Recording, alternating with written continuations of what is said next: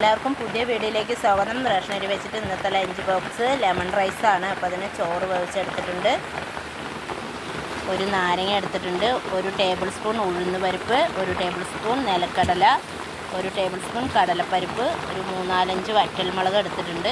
നമുക്ക് lemon rice തയ്യാറാക്കാം. എണ്ണ ചേർത്ത് കൊടുക്കാം, 1/2 സ്പൂൺ കടുക് ചേർത്ത് കൊടുക്കാം, ഉഴുന്ന് പരിപ്പ് ചേർത്ത് കൊടുക്കാം,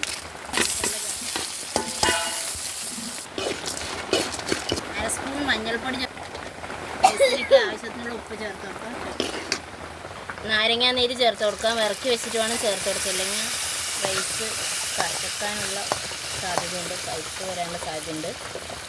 ചോറ് ചേർത്ത് മിക്സ് ചെയ്തെടുക്കാം.